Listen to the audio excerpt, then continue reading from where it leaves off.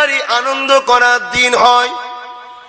কি গো, তোমার বোনকে 7 বছরের বোনকে রেপ করে 7 দিন ধরে অত্যাচার করে মেরে দিল, এরপরও যদি এত দুঃখ করার পরও 14ই ফেব্রুয়ারি কোনো মুসলমান যদি মনে করে এটা আমাদের ভালোবাসার দিন, লাভ করার দিন, বন্ধুত্ব করার দিন, আনন্দ করার দিন, মনে হয় ওই ইমানদার আছে?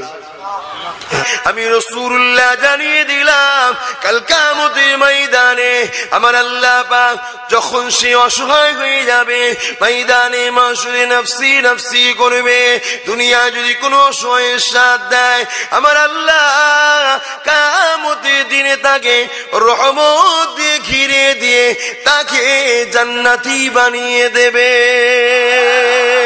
এ যুবকেরা, আব্বারা, তরুণেরা, কাশ্মীরে যখন আসিবা বলে ছোট্ট বোনটাকে মন্দিরের মধ্যে 7 দিন ধরে রেপ করলো, 7 বছরের মেয়ে শরীরে কি আছে, পশু গুণ, দুপায়ে জানোয়ার গুণ, সন্ত্রাস গুণ তারা রেপ করলো।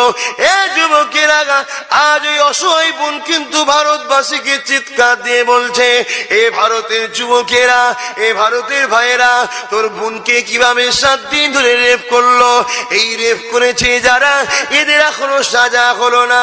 এ আমার ভাইরা, তোদের কি চোখে হাসি আসে, তোদের কি মুখে হাসি আসে, তোদের কি মনে হয় 14ই ফেব্রুয়ারি আনন্দ করার দিন হয়?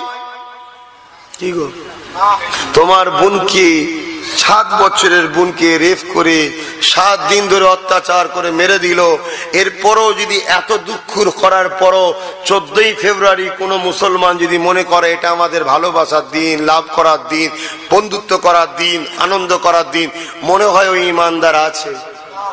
হ্যাঁ, তোর যদি খুব মন যায় তুই 20 তারিখে চলে যাবি, ওই দিনটা যাবি না, কারণ ওই দিনটার ইতিহাস সম্বন্ধে জানো না। স্পেনের কোটি কোটি মুসলমানকে ওই দিন মেরে সাগরে ভেসেছিল খ্রিস্টানরা, তাই তারা আনন্দ করেছিল এই দিনে। তোমরা তো ইতিহাসই জানো না। মুসলমানের ছেলে মেয়েরা, তরুণেরা,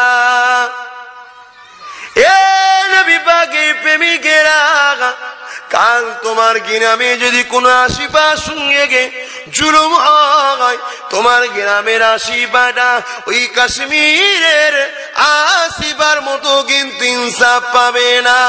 আমি আব্বাস সিদ্দিকী 2016 থেকে বলছি, আসো এ আমার কওমের মানুষেরা, ও দাদা পীর সিলসিলা মুরিদেরা, প্রতিটা বুথে বুথে ইউনিট করো, আমার বোনেদের জন্য, আমার মায়েদের জন্য, আমার বাপেদের জন্য, আমাদের তরুণ যুবকদের জন্য, আমাদের এডুকেশনের ছাত্রদের জন্য, আমাদের মসজিদ মাদ্রাসার জন্য, আমাদের দেশের জন্য, অসহায় গরিব মানুষ যে ধর্মেরই হোক না কেন, কারণ নবী জানিয়েছে যে মানুষকে ভালোবাসে তার উপরে আল্লাহ দয়া হবে।